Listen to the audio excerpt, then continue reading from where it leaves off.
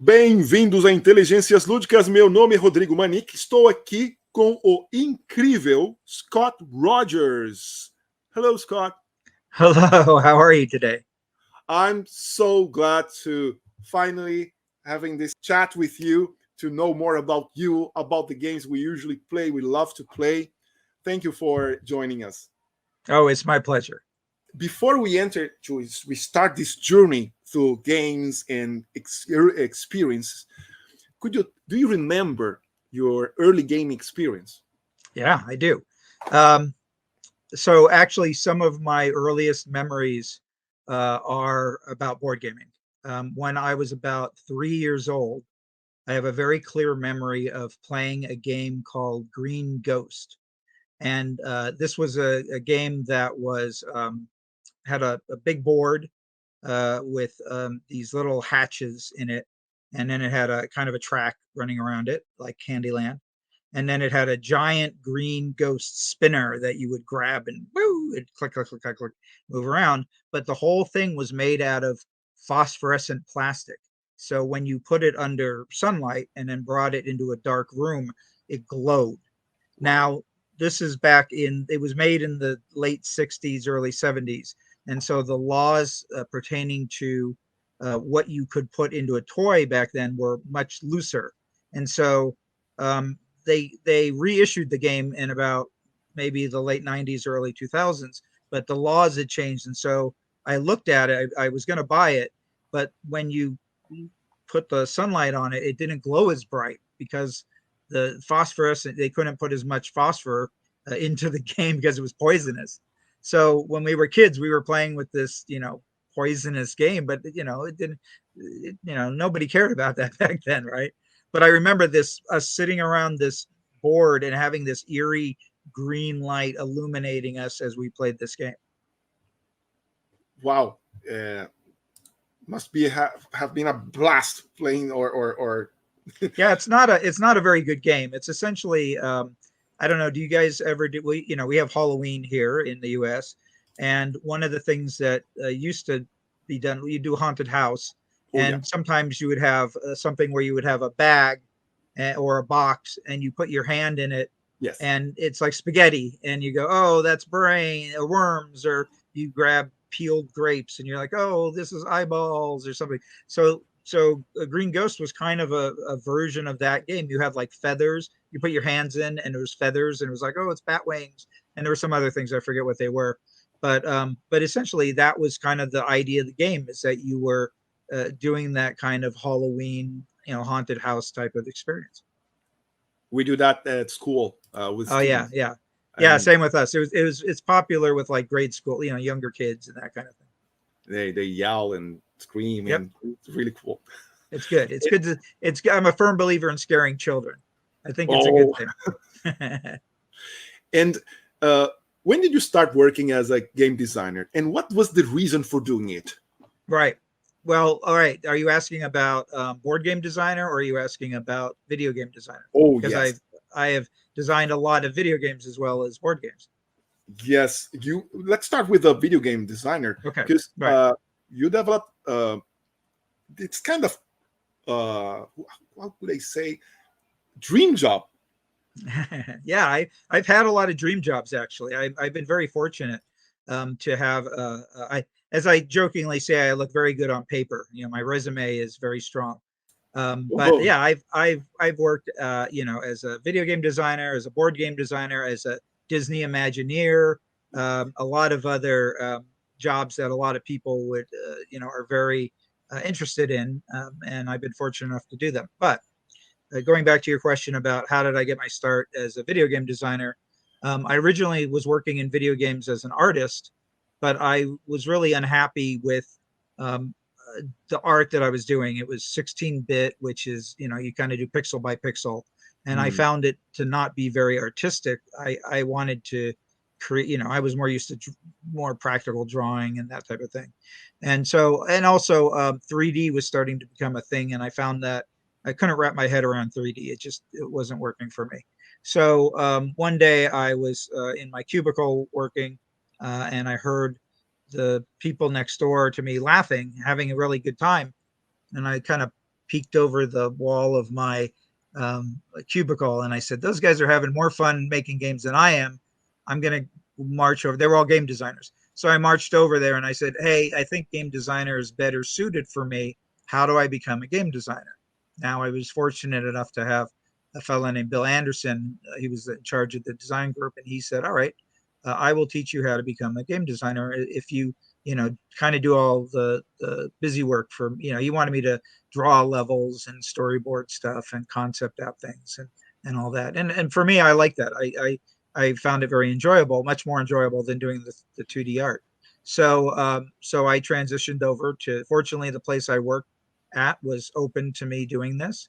And so I started working with him, and we had several games in production at the time. So I got a very quick education on how to become a game designer.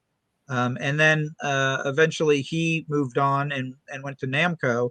And about a year later, he said, "Hey, would you like to come over and work with us at Namco?" And I said, "Yeah." The other place had was going out of business and wasn't paying people and all that. So that's always was a problem in the video game industry. Was you'd find some company, and then they would make some bad business decisions, and you were like, "All right, what do I do now?" But there was always another place to work back then. It wasn't like how it is now. So I went to Namco and I started working with that, and that was really the first game I designed, which was Pac-Man World for the Oh, PlayStation 1, which got just recently got reissued. Actually, they just redid it and remastered it. But what was really fun about the remaster was it's the same game. It's the same gameplay. It's literally I played it all the way through, and I'm like, yeah, this. I mean, I literally the pack dots that are placed exactly where I placed them when I originally did it. So what was really nice about that was the game held up. Like it still was fun to play, and it had improved. They improved the graphics for a lot of the stuff, but it was really validating uh, it was good to see that our game still held up. Like it was still a good game. So that was nice. so so you have participated in important projects, developed projects, and every single part of the project and video game industry to the board game. So you started with the video games and then went to the board games. Right. Well, the board game, how I got into board game. Well, okay, I'd always, like I said, I always had loved board games, and even when I was young, I would spend my summer vacations just making board games. That was my hobby. And I even worked in a board game shop when I was in high school, and my boss uh, told me, take home a game every night and read the rules because I want you to be able to sell it.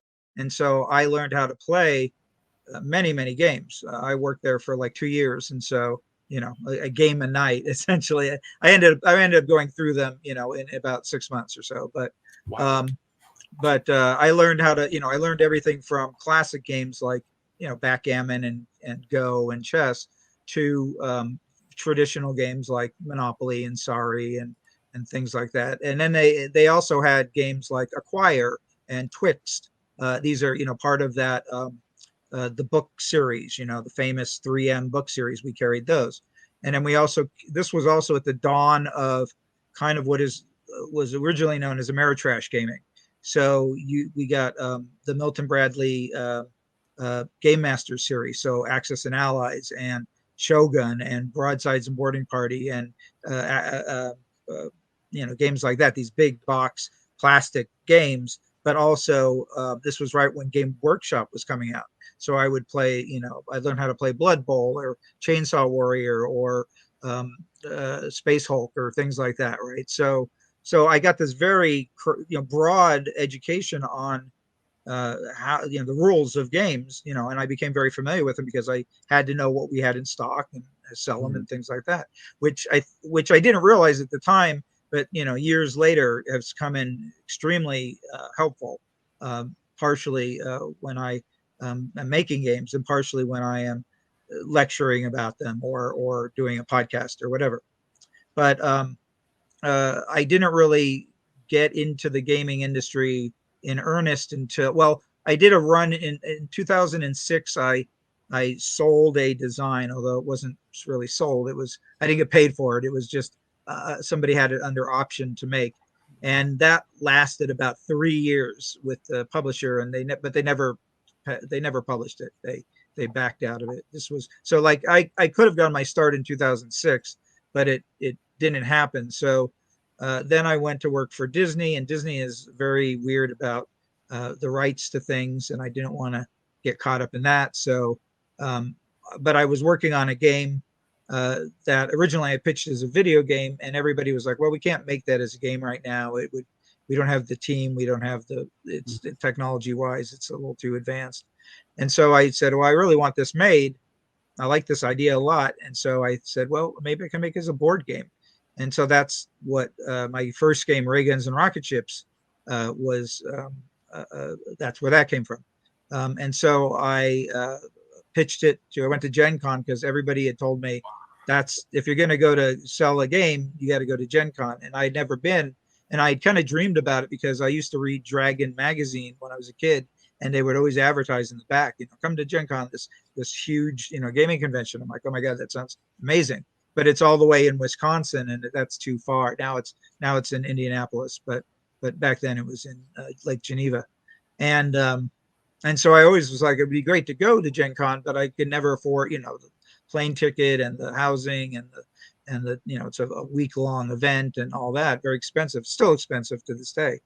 But I figured it was worth it, and I had what I thought was a good game, and so I went and I pitched it to like 13 different publishers, and I had like three interested in earnest, but IDW was the one that really kind of got it, in my opinion, and so we made it, and it kickstarted it, and it funded, and then it ended up. I was in a documentary film because of it, because the guy who was making the documentary film saw the game and was like, "What the hell is that? That looks great." And the publisher was like, "Oh, that's this game, Rayguns and Rocketships. You should talk to the designer." So your first experience at Gen Con, how did you feel the moment you stepped in? So I had been to many other big conventions. I had been to E3, for many, many years. I had been to almost every E3 since it started. And then I grew up in San Diego, so I was used to San Diego Comic-Con. So I was used to big conventions. I love them, actually. I kind of thrive. I love the energy, and I love kind of look at behind me, that, it looks like a vendor at Gen Con or at Comic-Con, right? So so I was used to that environment. I didn't find it overwhelming or anything like that. What I loved about it was the fact that you could sit down and play a game, which was very different than like Comic-Con. You're constantly moving, or Gen Con, you're kind of going in spurts, right? You're going to line up to play a game. You play a game for a little bit, then you find the next game, you play a little bit. So you're kind of like boop, boop, boop, boop, like zipping your way around. But with Gen Con, the pace was kind of this weird mix of like very heightened, a lot of things going on, a lot of stimuli. But then you would sit down and you would play this demo for like a half hour or an hour, and so all of a sudden it just became very chill and relaxed. And what I loved about it was everybody that I met there was just very nice and very welcoming. And hey, come and sit down and play my game, and let's talk and have a conversation. And even the game designers and the publishers were very open and welcome, and you could go up and talk to them, which wasn't always like, you can't do that at Comic-Con. The really famous people, you have to pay to see them, or things like that, or you just don't get to see them at all. You might see them as you walk by, but that's it. And E3, the emphasis is more on the game, not on the creators, so they don't really, like, once in a while you'll see like a Shigeru Miyamoto or a Kojima or someone like that, but it's usually more in passing. It's not like go meet, Kojima sitting at a table and you can go and talk to him or whatever. So what I really loved about Gen Con was the accessibility of it, and that everybody was so open and within reason. You don't want to walk in on a conversation or something, but but also just the people that were there that weren't, the publishers or designers, were just very fun, very cool, very knowledgeable. They were gamers, and I felt like I thought my tribe was Comic-Con for many years, and then I thought my tribe was E3, but really when I got to Gen Con, I went, nope, these are my people. These are the people that I really belong with and have found. So for me, I'm like, I'm going to do my best to not miss this show again if I can. If I can help it, I will try to get to every Gen Con I can. Or maybe like a Board Game Geek or what. I mean, it doesn't matter really, any show, right? Like a Unpub or something like, or Gamma. But everybody in the game industry, for the most part, I haven't really met anybody who is a real jerk, or mean or anything like that.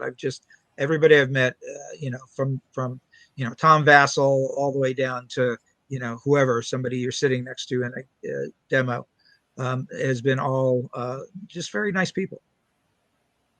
That's nice, nice. John Vassell came to Brazil last year. Oh, nice. We have a big convention now called Diversão Offline, so Okay. fun with offline, and it's each year it's growing and growing and growing. And one question that we always like to ask authors of games, designers, is about how is the process of creating a game. Do you start from the theme, from the mechanics, or a dream you had? Oh gosh, all of the above. A lot of time, I mean, I'm a little bit more of a theme first person, but I've had games that have started from the mechanisms. So, for example, Pantone, the game, right? Yeah, you were. I caught that reference. That started from just the idea of, like I said, I was this 16-bit artist in video games, and I one of the games I played a lot of at parties was Pictionary, and I'm good at Pictionary. I'm a good quick artist, and I'm a cartoonist more than an artist, really. And so I'm well suited for that. So I always do well with Pictionary. The problem is I've seen a lot of people who don't do so well, that they struggle, or they're embarrassed, or they don't feel like they can draw or see things like that. So I noticed that. And so when I was creating Pantone, I'm like, well, let's make something like Pictionary, but with pixels. So like that 16-bit art, but because you already have the card, that's going to remove some of that embarrassment factor, right? Everybody's going to be making the same crappy little characters out of those cards. And so there's nothing really to be embarrassed about, because everybody's going to be making the same. There are people that are better at it than others. But it's a smaller distance, I think, for somebody who is good at Pantone and not good at Pantone than it is the distance between somebody here. I'm trying to line up my hands right. Or somebody who is not good at Pictionary between somebody who is good at Pictionary. Right? Like it's a bigger gap, and so I wanted to remove that gap. I wanted to narrow it down, and so I started with the mechanism of, all right, you're making pictures with pixels. And that's really where that idea first came from. And then it ended up being characters, because characters were more iconic. You had Superman in his, I mean, you look right up there, even though he's blurry, you can tell that that's Superman, right? He's in his red and his yellow and blue, and you might have a character like SpongeBob or something that is yellow and with the brown pants and all that. So the game lent itself very well. Now, the original name of the game was, when I pitched it, was called Who's Hugh, which I think still is a more accurate title of what the gameplay is. But the publisher, they really wanted to do a game based on Pantone, and I think it was a good call, because when we were showing it off at Gen Con, a lot of people, like 50% of the people, came up to tell me how much they love Pantone and the color system. And they were like, I use it all the time, and I have my favorite colors and all this. And I found it really charming that there were, like, these Pantone fans. That's why they bought it, because they said, oh, Pantone, okay, I got to buy this. And some people were like, how the hell are you making a game out of Pantone? That makes no sense. But yeah, I'm very proud of it. My wife says it's my best game. And who am I to argue with her? It is very elegant. It's a game that my friend of mine, Adolfo, is, I have to thank him. He will watch this video later. He brought the game from the US, and we played, and I instantly buy. You told me that you worked at Capcom, right? Yes. So there's a famous game, Capcom, that when you go to the big places to play, and there comes another person, and hey, here comes a new challenger, right? So this will happen as now, because my friend Lepe has arrived. Hey, hello. Sorry. Welcome. It's nice to meet you. Thank you very much. I was eager to participate here. You work as a professor at New York Film Academy and the University of Southern California. Could you tell us about your experience as a professor? Sure. It kind of came out of so in the late 2000s, I would get invited. I had friends that worked at USC primarily, and they kept inviting me to give lectures. I had given talks at the Game Developers Conference in San Francisco, and they were very well received. And so my friends were like, "Hey, can you come and give me that talk to my students?" I'm like, "Yeah, sure, I'm happy to," And they would usually pay me, so that was a good motivator to get me to come and talk. But I also got invited to one of my really good friends, Jeremy Bonds.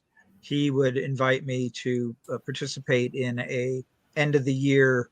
The students would give presentations of their games that they had made, and then I was one of the celebrity judges that would say, okay, this is a good idea, but here maybe you want to think about this, or maybe or you don't want to do this, or you want to concentrate more on the gameplay and less on the background. Nobody cares about the story. Let's just hear about the gameplay. Things like that. So that was starting to get me a little like it dipped my toe into academia. I started to see how classes were run, and I was like, oh, this looks pretty fun. And so eventually Jeremy, he had me many semesters come and participate, to the point where I was counseling some of the students with their projects and things like that. And he said, hey, I want to make this level design course. It's something we're missing in our curriculum. Would you be interested in teaching this? Because I just written a book called Level Up, and in it I talk a lot about level design. And he said, we need a teacher for this. And I'm like, okay, sure. So him and I co-taught this class for several semesters. And I liked it. I was like, oh, this is fun. The kids are really smart. I'm able to kind of reinforce what I believe in. I think that's an important thing about teaching, is that you kind of learn what you believe in, and then you have to justify it to the students, because often they're like, well, I don't believe you.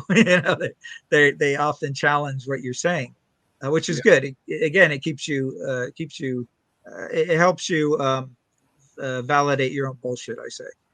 So anyway, so then I went to work for Disney, and Disney was like, you can still teach, but we'd rather you spend all your time and energy with us. So I eased off on the teaching. And then when I got laid off from Disney, they closed my department. I was like, what am I going to do now? And a friend of mine was teaching at the New York Film Academy, and he said, hey, why don't you come and teach here? And so I started to do classes. I did maybe a couple of classes. And then all of a sudden, the next thing I knew, I was teaching like 16 classes. It was insane. Yeah, it was too many classes. And so I ended up kind of becoming kind of a key person there. I got hired in as a kind of a second in command of the department. I was doing marketing for the department as well, and running programs and things like that. And we did a really nice interview series called Masters of Game Design, where we would interview. They were friends that I had, and we would interview them. And so you can see a lot of the videos on YouTube. So what I really liked about it was,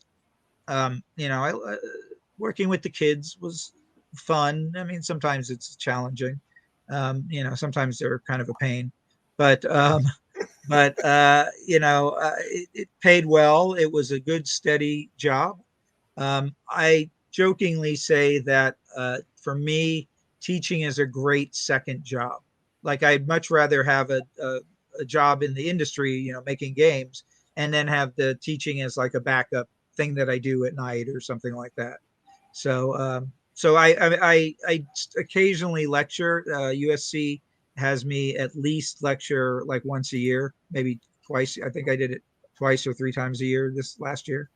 But my teaching has backed a lot off. I am currently not teaching, so well, I'm currently not doing a lot of things, but yeah. So, but it was good. It was good for me at the time. I don't know if Rodrigo already asked you, but you see yourself as a theme guy or as a mechanics Yes. guy? We were just getting to that when you. No, but it's That's fine. but I want to know what he prioritizes, what is more important. Yeah, well, it's so I already talked about Pantone, how that was mechanics first. Let's talk about the Texas Chainsaw Massacre, which is my latest game. So that one, are you pulling it off the shelf, Rodrigo? I think he's careful. Don't drop it on your head. It's heavy. Anyway, that game was kind of a mix of both. So first of all, I was asked by Trick or Treat Studios to design a game around it. But the irony was I had never seen the movie. So I was too scared to see it. I was like, I have an active imagination. I don't need that junk in my head. But Chris Zeffro, the head of Trick or Treat, was like, don't be such a big baby, go watch the movie. So I watched the movie and I went, oh, okay, there's a fortunately there's a game in here that I can make. But the other thing that I wanted to do was I wanted to make a game that creeped out the players. And I had been playing a lot of Quacks of Quedlinburg, which I love. And I like the mechanic of a draw bag. I think that's a lot of fun. And so I was like, well, what if you have a draw bag that is like filled with just horrible stuff? And you have to draw in it to keep playing, but that bad stuff is going to come out of it. And so that was my goal of the game, was to make it a game that you were so scared to like put your hand in the bag. And then originally I was looking at the movie, and in the movie, the only bag there is the hitchhiker has like a little squirrel, like a furry squirrel bag. And I'm like, that's too nice. The squirrel bag is too soft and fuzzy. It's not creepy. I go, let's make something that like maybe Leatherface would make. So it's this, I call it the hideous draw bag. And it's this thing that looks like it's made out of skin stitched together. And then inside it's red. It's got red lining. So, the idea is that you're reaching into this kind of disgusting bag for these horrible things. Now, the funny thing is it kind of backfired a little bit, is that there were some players that went online and they were like, oh, we broke the game. We figured out that if you pull only one, because the game says if you don't pull anything out of the bag, Leatherface gets to move. So that was motivation to get you to draw out of the bag. But then they were like, well, if you only draw one thing out, that satisfies the criteria of the game and you can win the game that way. Well, first of all, I played the game that way, the way that they described it. That's bullshit. That you can lose. That we lost the game playing it that way. So I know that they're not telling the truth. But the other thing is, what I determined is that they were so scared to pull out of the bag because there was all this bad stuff that they were only pulling one thing out at a time, right? And so they were too chicken to play the game the way you're meant to play it, right? And they were also not playing it in the spirit of the game, right? The rules expressly, say this is a push your luck game, right? And so they're not playing it the way that it's meant to be played. They're playing it kind of this half-assed baby way. So, those guys are cowards, and they should be playing it the right way instead of playing it this lame half-assed way. Yeah, I took the game to schools, but it's 15 years and old enough to play, and they were scared. I play with my game group here, and we started playing now with the secret goals, secret objectives as well. Yeah. So everyone needs to go to the diner. Yep. Yeah, gather at the diner. Yeah, This is it's a difficult. hard one. It's Yeah, hard it's a because hard the one. other one came in, and every time he went, oops, take to the grandpa. Right? And it's really scary. I mean, that game, a lot of that game is about working together to draw Leatherface away from each other, right? So, like, there's that situation you're talking about where Leatherface is 2 steps between both players. It's like, well, which one does he go to, right? Well, there's rules that cover that. He goes to the whoever's turn it is, I think. But yeah, those were situations that very much were things that I wanted to happen because they're things that happen in the movie. There are moments like that in the movie, and I wanted to make sure that the game, it doesn't matter what game I'm making, if it's IP based, I want it to be true to the source material. So Alien, fortunately, Alien, I was a fan of since the movie came out, and then the Marvel villainous games that I've made. Those are both characters that I really like as well. So I, would always make sure that they were very true to those characters or to the IP. And so for Texas Chainsaw Massacre, I had to learn what people loved about it. And so I did my homework. I watched the movie and I went, okay, I took notes. But then I would also go onto websites or I would go onto Reddit boards, and people would talk about what they loved about those movies. And I'm like, all right, I've got to make sure that that's in the game. Those moments are in the game, or that thing is in the game, or that visual is in the game, because otherwise people are going to feel like it's not true to the game. Yeah, to the movie. Moment, exactly. The moment where he captures you and takes you to the kitchen where you try the next time you have to try to get out with. It's hard, right? It's hard to do it. It's meant to be hard. It's like you're doomed, and it's like sometimes people just go, forget it. I'm just going to play a new character, right? Just let that guy die on the hook. I did. Yeah. And then and then you feel bad about it, right? You're like, I feel bad that this little guy. Yeah. Poor guy. So, and you're meant to. That game is meant to generate bad feelings. That's what it's all about. It's to make you feel tense and make you feel dread and to make you feel bad about, oh no, this little guy died. All right, well, pull out another, give out the sheriff. Let's try him out, or whatever. You nail it. It is perfect because there was once that I played so many times that are his stories. I was walking and then came the guy who takes you to Grandpa. Yep, the chef. I already had one. I was hurt once. Right. Grandpa takes 2. Right. Yeah, he's mean. He's mean. He's good at killing. Exactly. The other one I was the big truck hit me. Oh no.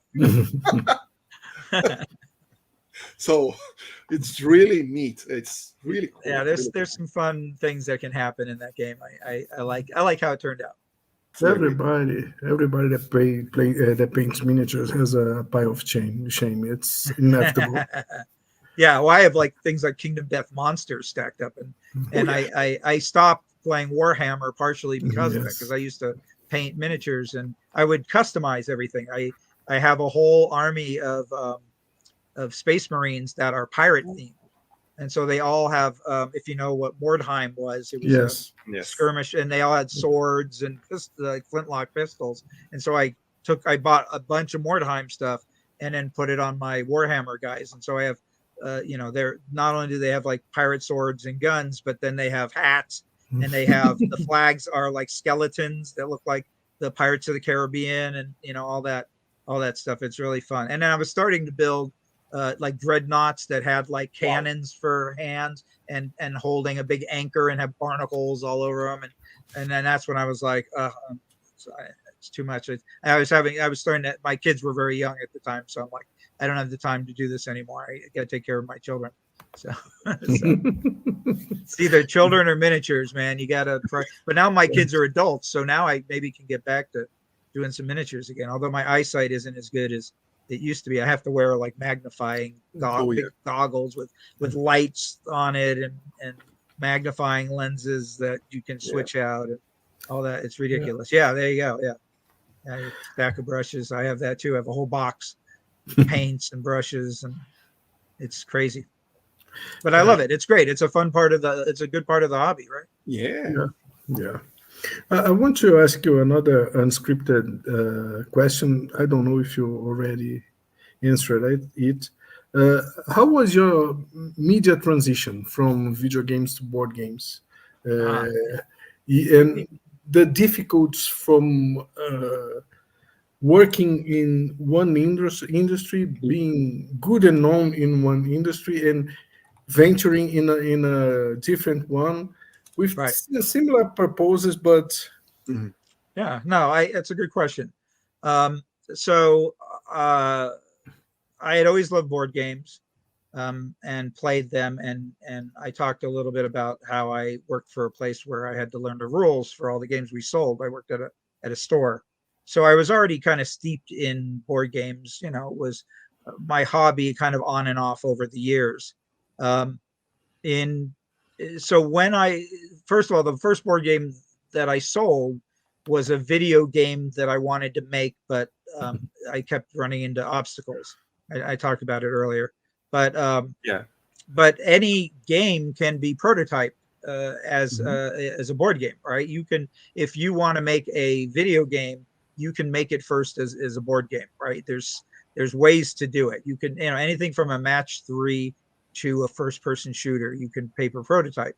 So it's really not that different, and that's partially how I worked. Was like, if we were prototyping a game and we needed to figure out a system, we would build a paper prototype of it. So essentially making a board game version of the game. So I was already used to doing that to a certain extent. So when I created this game, Rayguns and Rocketships, I was like, there's certain things I know that I want the game to be about. I want it to be about you in a spaceship that you can do the different controls, and the different controls do different things. Pardon me. And then you can jump out of the spaceship, and you can do things in outer space like mine asteroids, or fight off, you know, aliens or whatever. And then yeah. you can cut your way into the bad guy's ship, your opponent's ship, and fight them, you know, sword fight them or shoot them or whatever. So I knew what I wanted the gameplay to be from that video game. And so I just said, all right, how do I do this in board game form? So Mhm. you know, I knew I wanted outer space. So I said, well, outer space has to be a place that exists on the, there needs to be a board. So I had this board that was outer space. And I'm like, well, there has to be little spaceships on it. So everybody got a spaceship. And then I was like, well, I know that I want you to be able to do things inside the spaceship. So rather than, you know, having a big thing that flew around, they had to worry about the miniatures falling over. I made a board that was in front of you, that was the inside, like inside of the spaceship. So now you had this smaller board that you would move your guys around on, and then if they needed to go into outer space, they would, you know, here's your miniature, and then your little guy would kind of go whoop, you know, jump out and be next to your miniature, and then he would move around, and then if he got into the other guy's ship, he would cut his way in, and then they would fight. Oh, And so that all that, you know, what I did was I looked at the mechanics that I wanted to have for this video game, and the theme that I wanted to have, this space, you know, 1930s space, like Flash Gordon or Buck Rogers or any of those yeah. things.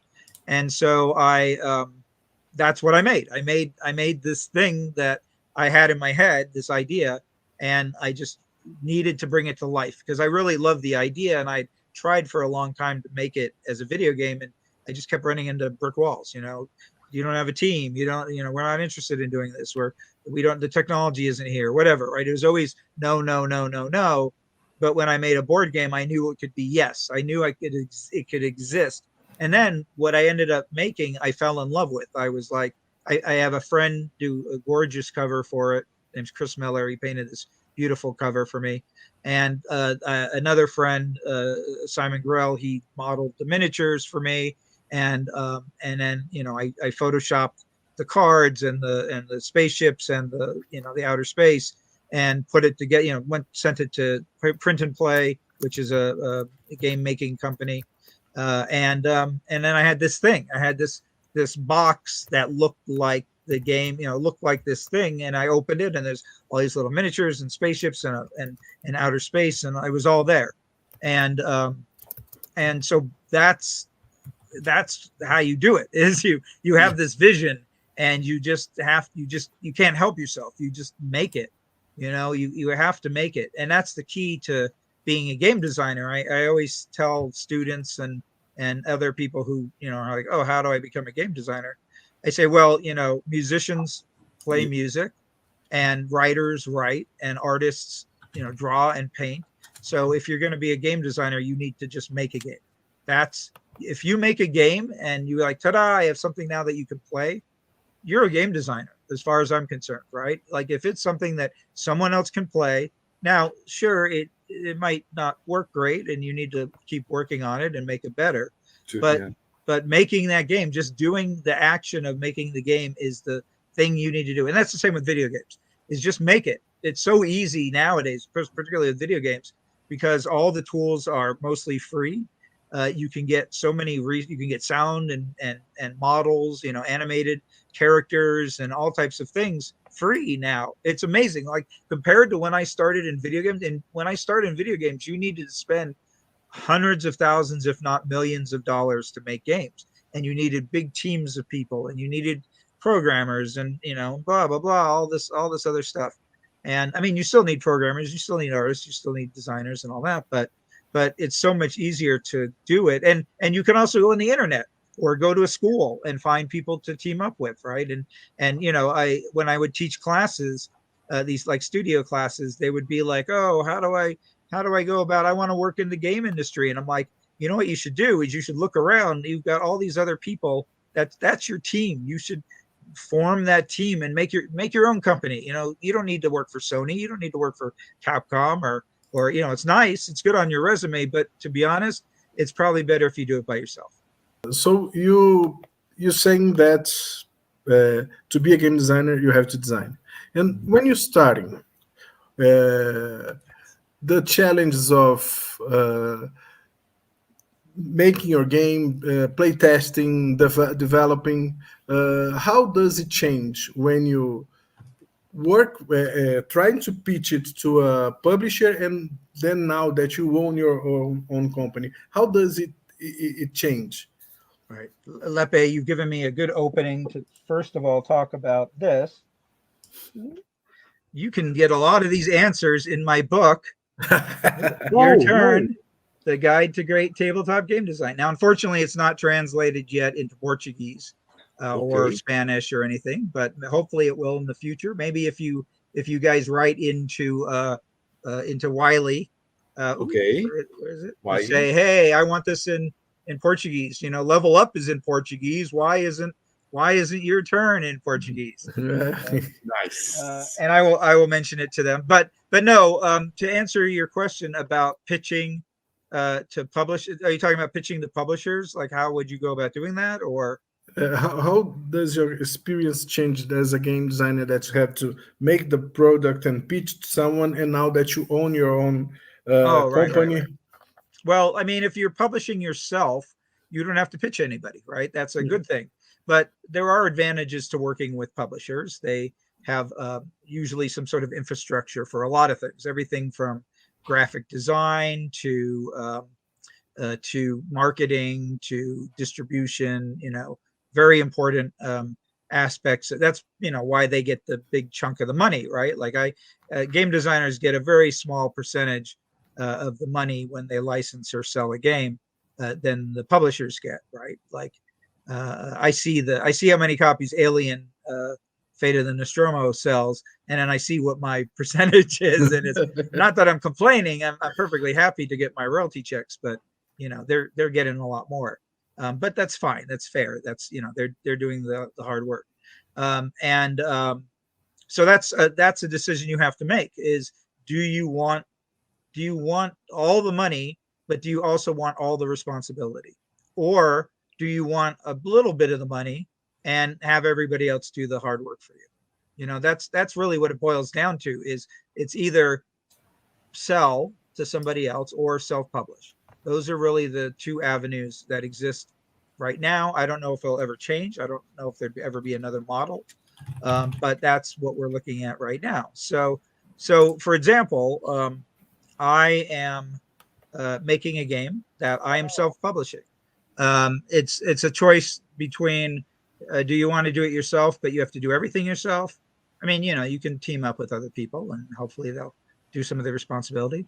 Or do you want to give up, a fair amount of the money in order to have somebody else do it? So, for example, and a lot of times the company will come to you and say, hey, will you, make a game? And there's two different ways that you can deal with that. You can either do it kind of on a for hire basis. So when I did Marvel Villainous Venom, that was just on a kind of a one-time fee. I got paid a single amount and that was the end of it. And then, we designed the game.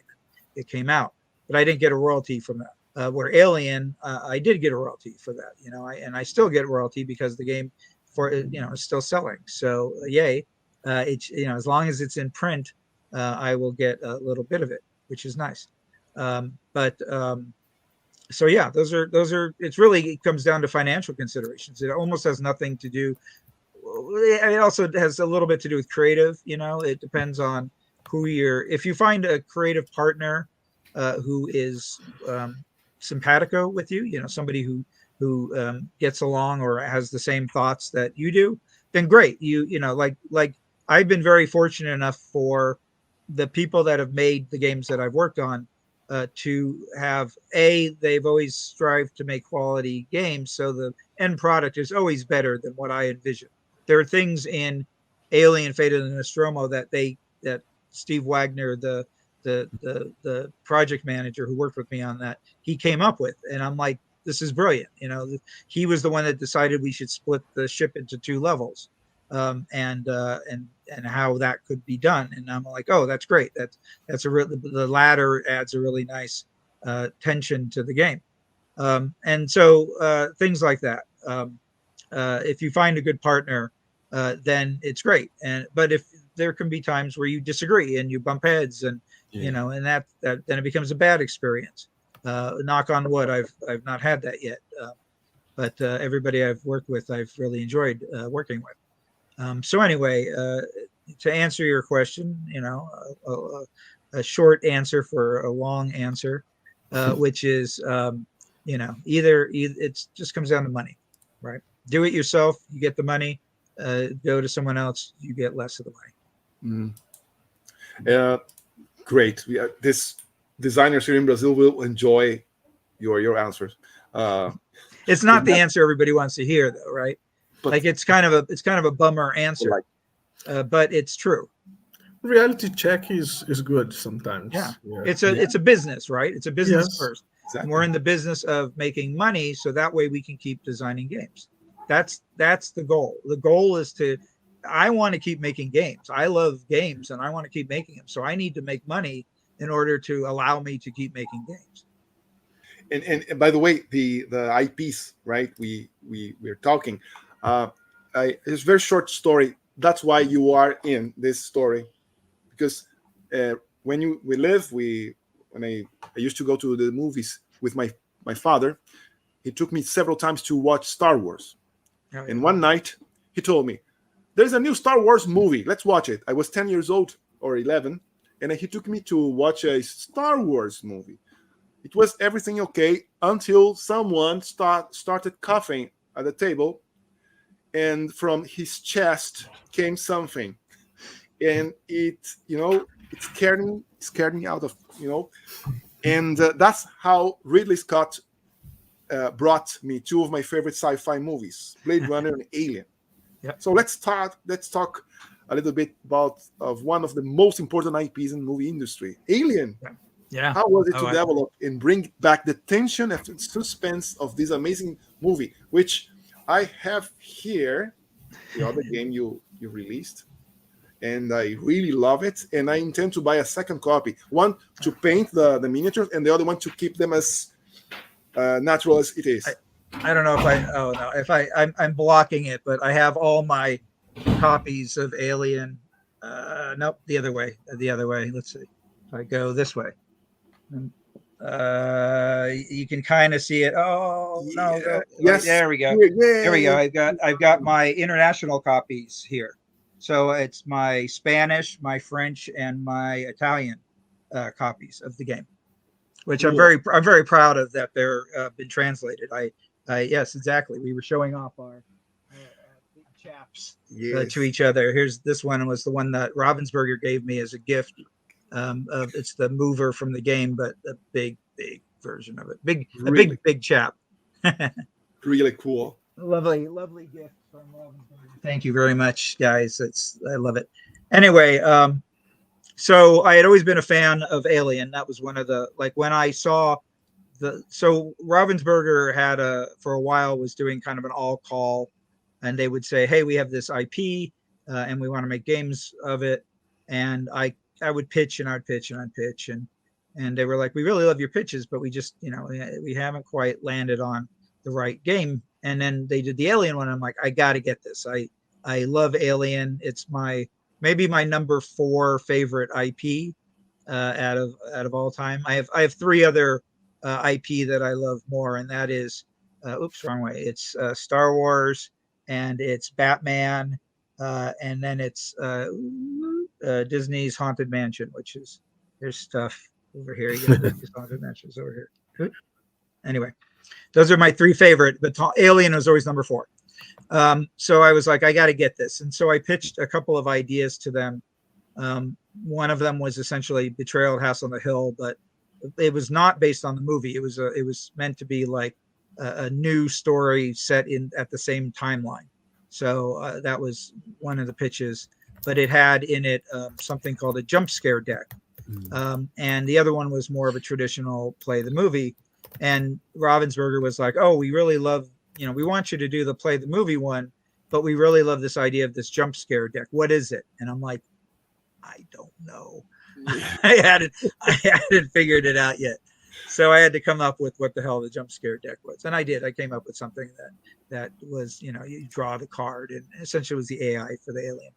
But the funny thing about Alien was I never got to see it in the theater originally when it came out, because my mom and dad saw it. And so unlike you, Rodrigo, my parents went to see it, and they were like, they saw the come out and they went, oh no, this is the most disgusting movie, horrible movie we've ever seen.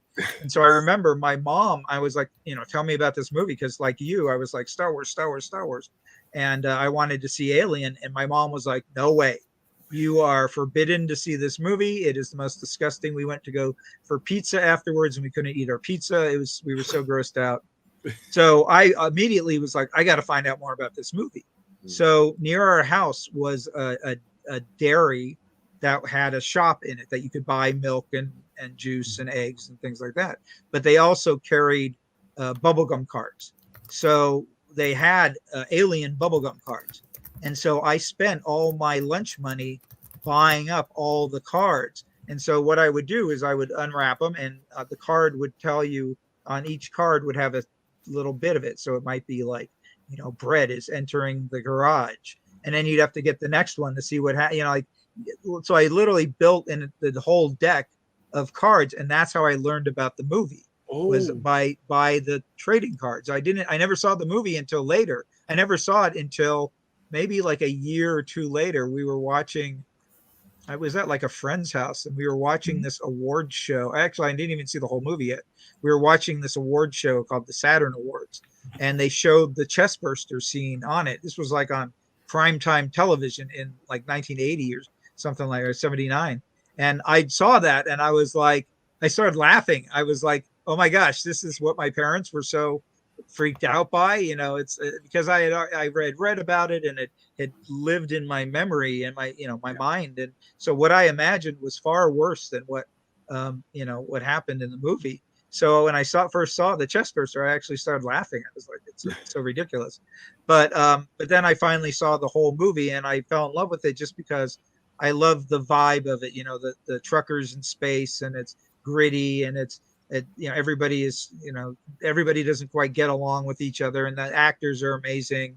And then of course the alien is terrifying, and all that, and the scenes are, it's all really good. And so I fell in love with the movie, and then I would, find the making of book, or the comic book, the heavy metal comic book that came out, or, things like that. And then the only regret that I had was I never bought that big 12-inch figure. I saw it, And I was like, that's for adults. That's not for kids. I was like, I was like you. I was like, I think it was like 10 or 11 at the time. And I'm like, that's not for me. That's for adults. So I didn't buy it. And now it's worth hundreds of dollars, if not more, so what a bummer. But anyway, so yeah, I had always loved it. And so when I got to the game, I'm like, I gotta make this game for me. I want to make a game that will feel like Alien, and so in the original version of the game, like on every card, they're not so much now, but on every card there was a quote from the movie. Like the cards had something to do with a quote from the movie, right? So, and there's some of that's still in there, but not all of it. It's not like everything in that game had something to do with the movie. Like it had pulled dialogue, it had characters, it had the personality. Like one of the things I'm really proud of is when you're looking at the actions that the characters can do, you'll notice that Dallas has a 5, which means he can do a lot of actions. But in the movie, he's really ineffectual. He's not a very good captain. And so, and then he also was like, I don't trust anybody. I'm not going to work with anybody else. So he doesn't have an ability that allows him to work with anyone else. And then you notice Brett, who is he only has 3 because Harry Dean Stanton, the actor, played him very mellow and very lackadaisical, and he just took his time, right? He didn't care, he was like, whoa, whatever, right, right. So I wanted to make it that he was, he didn't care as much, it was harder to get, so you had to like boss him around. Ripley had to boss him around in order to get him to do stuff, right? Like in the movie. So all those little things, even the numbers were things that I wanted to have thematic to the game. Yes. Yes. That's blowing my mind again, because Yaphet Kotto's character and Harry Dean Stanton, they work pretty well together. Yep. They're a good team. Yes, because once per round you can collect 1 scrap, and the other one saves 1 to build something. So it's they work together. It's amazing. The Synchrony Weaver, which is Ripley, she can, hey, go over there. Hey, you cannot enter. And it's when I bought the game, it was instantly, and it is Pantone's designer. Okay, it is. Oh my God! So I liked Pantone. And then a new game. Okay, I bought it. I played once alone, twice, and wow. It is the movie. It is a movie. Every single aspect of the movie is here. And then, okay, what's this final mission? Wait, 1, 2, 3, 4, like the movie. So once and take 1, twice, and it is a game I was waiting for. I think all of us alien lovers of Ridley Scott, it's here in the game. From the art, of course, the art is amazing. The art is gorgeous, yeah. And that's why when you accepted to chat with us and talking about the games I love playing, and with my group, I was completely well, this makes me feel very good to see how much you enjoy playing the game and how much you get, as a fan of Alien. That's who I made the game for, are people like you. And I'm so happy that you enjoy it. It's really, thank you. It's really, thank you for buying it. That's to me, the ultimate compliment is for somebody else to spend their hard-earned money on something that I've made. And so I'm always very thankful for that. And, if I ever meet people at conventions and they have their copies, I'm always like, I'm not just going to sign it. I will draw pictures of the alien in there, and I will, write all types of fun stuff. And when I did Rayguns and Rocketships, I would invent a new rule for the person that owned the game or whatever. And to me, it's a great honor to meet people who love the things that I make. And Rodrigo has been scouting for this Alien game for ages. He tried lots and lots of one, and you know that, right? Yes. I had lots of different games from the 79, the one, the Escape from the Nostromo. I Oh, had right, yeah. a Spanish one called Hadley's Hope, which is interesting. And I have it here. So, and it's beautiful. So it's the cover, everything. You are a multimedia man. You went from professor to video game developer to game designer. If you said that if you want to be a game designer, you have to design games. Yes. But what advice would you give to a starting game developer, game designer? Right. Well, I mean, the first thing is make the game, right? That's what I would tell a starting one. But after that, I would say make something you're passionate about, something that you love, because that people can sense that, right? Rodrigo could sense that in Alien, that I love Alien, and he picked up on that, and it made for a better game. And if you aren't, if you're being hired to do something, you should learn to love it, right? Like when I was working in publishing at a video game company, I was given the SpongeBob SquarePants franchise to be the creative manager for it. And I had never watched. I was like, this show is stupid, and it's for stone college kids and children. It's not for me. But I watched it. I was like, well, if I'm in charge of it, I need to be familiar with it. And I watched every episode of the first season, and I went, okay, I get it. I understand why people like this. It's actually very smart. It's actually very funny. It's a much better than I gave it credit for, and I became a fan. And so, and again, I did kind of what I mentioned before about Texas Chainsaw Massacre. Was I wasn't a fan originally of it. I knew about it. I was familiar with it, but I didn't consider myself a fan like I was a fan of Alien. And so I did my research. I went and I found out why people liked it. And I went on message boards, and I went and listened to interviews and things like that. And in the end, I came out understanding what people wanted. And so then I'm like, okay, that's what I'm putting in these games. I'm gonna put in everything that they like. If SpongeBob does a certain thing, if he uses his butterfly net to catch jellyfish, or he has a little flute that he plays or whatever, those things should be in the game because fans will expect it.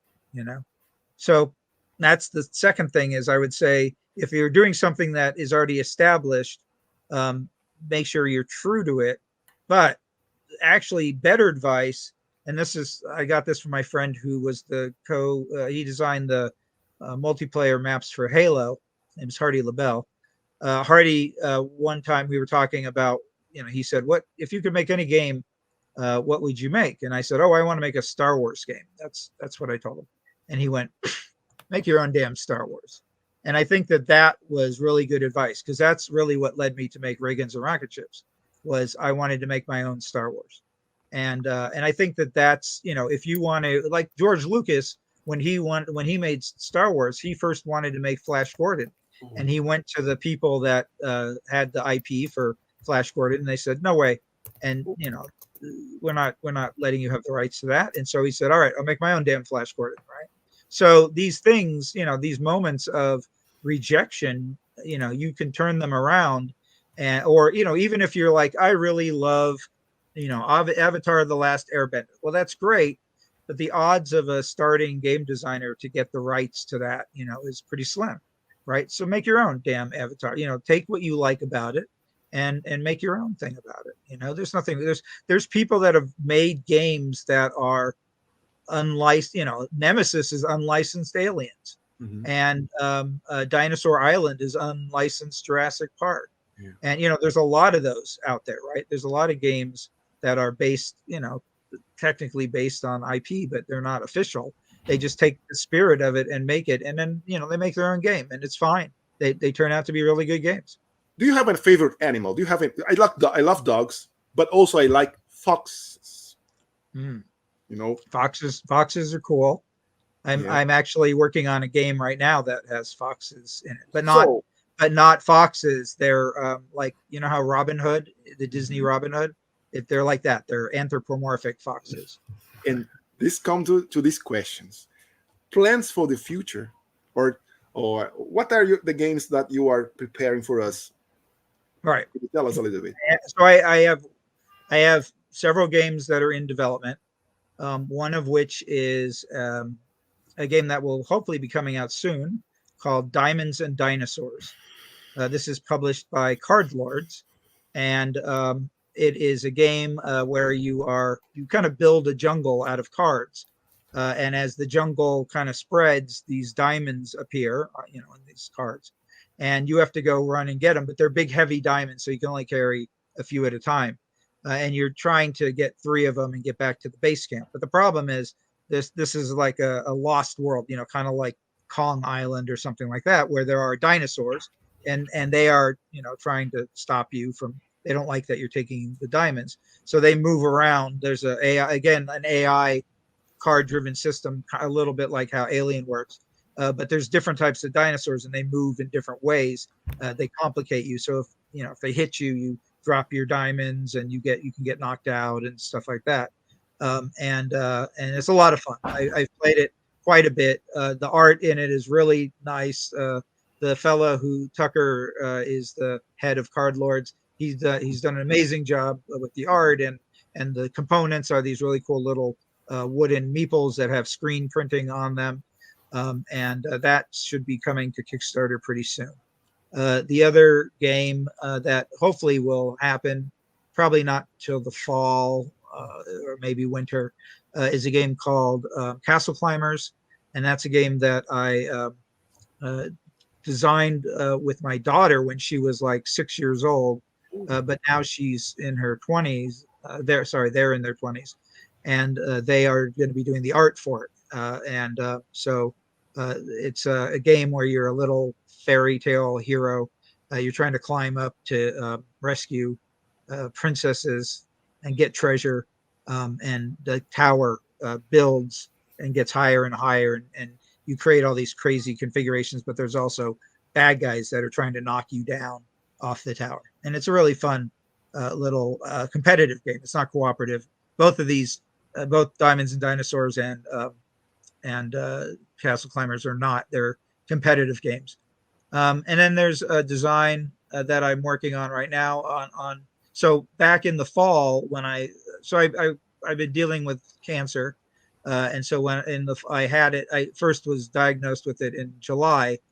And so as fall was coming, I was missing a lot of show. I missed Gen Con, I missed Board Game Geek, whatever. I was missing all these shows that I like to go to, and I was feeling bad about it.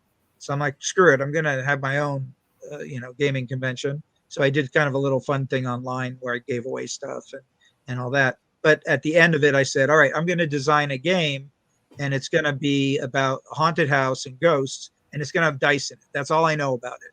But if you give me $60, I will design this game and I will get it out to you. And so I only made 12 of them. And it's called Escape from Rotter Manor. If you go to Board Game Geek, you can see the listing for it. Rotter Mansion, sorry. And I had a great time making it. And the other thing is I wanted to challenge myself to make a game with professional components. So I had a meeple, like a specially made meeple by Panda Manufacturing, and I had a cloth map made by a company in England.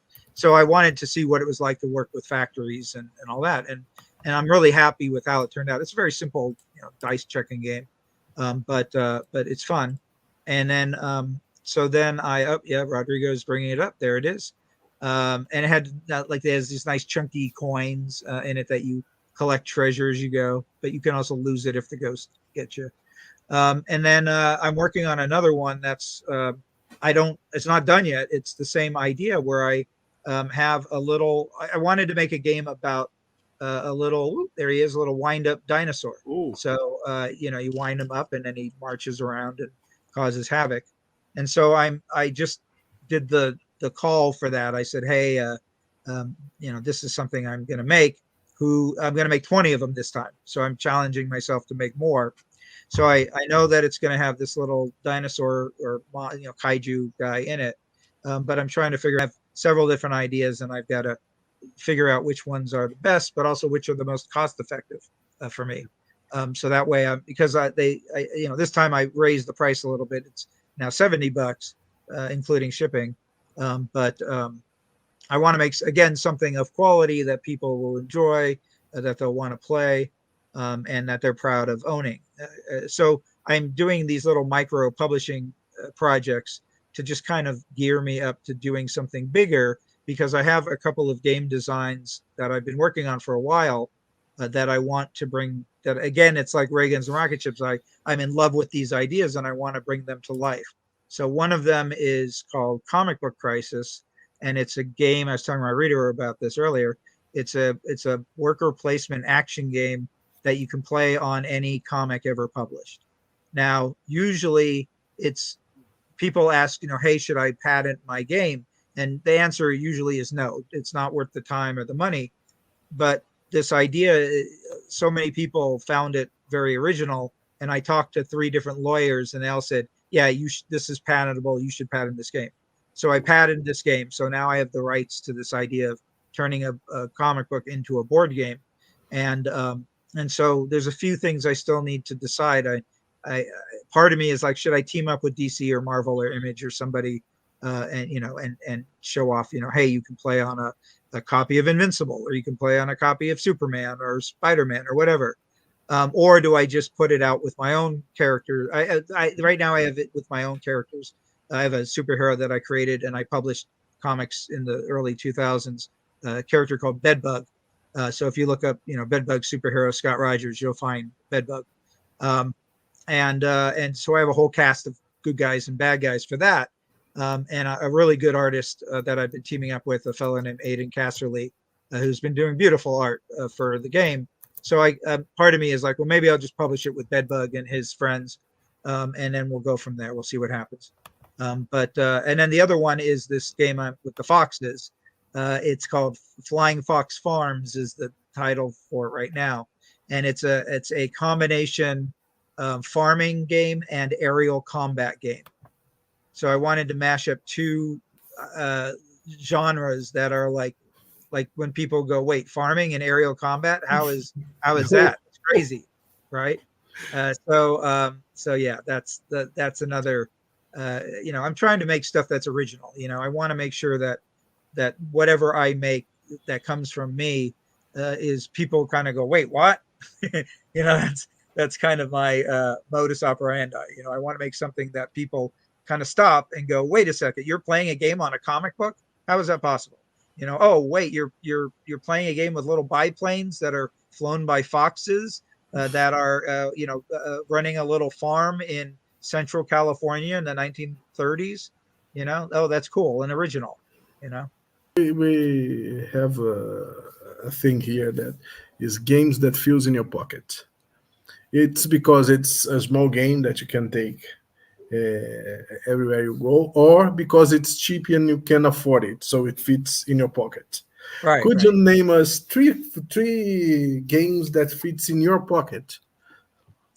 I really like the game Quix, Qwixx, which is a dice game. I like the tension of it, like the you're hoping to get the good numbers to cross off, and then when somebody locks it, you're like, I don't like the last game I played, I had nothing in red, and my wife locked it. I'm like, wait, no, how? Oh, I don't have any points in red. Yeah, how could you do this to me? That's the first one, pocket game. The second one is Deep Sea Adventure, which is a little game by Oink Games. And that's one where you're like a little scuba diver and you're going down and you're running out of air, but you're trying to get treasure. And I think that's a really great little pocket game. Let's see. I mean, there's so many that I like. I love it's a little bigger than your pocket, but you can consolidate it down.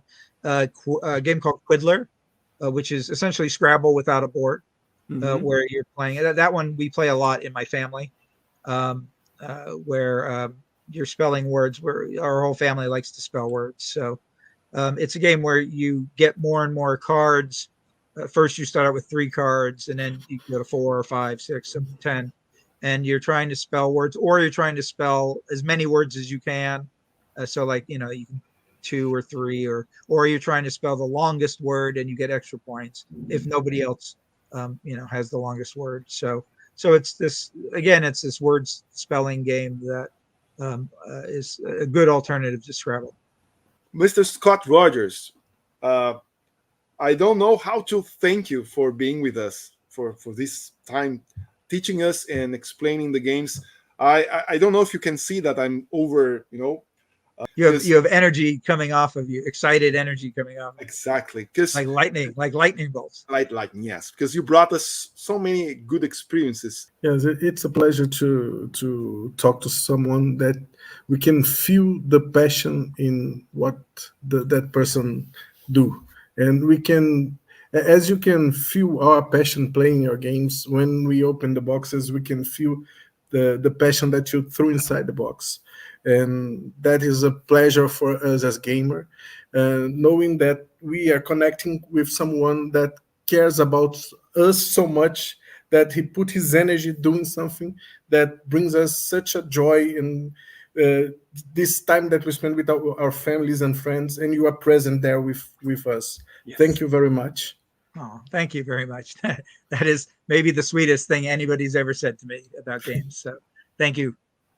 Galera do Inteligências Lúdicas, estamos aqui com o incrível Scott Rogers, que trouxe, galera que viu aqui o Alien, Fate of the Nostromo, também viu o jogo do Pantone aqui no canal, e também viu o Chainsaw Massacre que eu trouxe para vocês aqui, como é que funciona, e está aqui ele, conosco.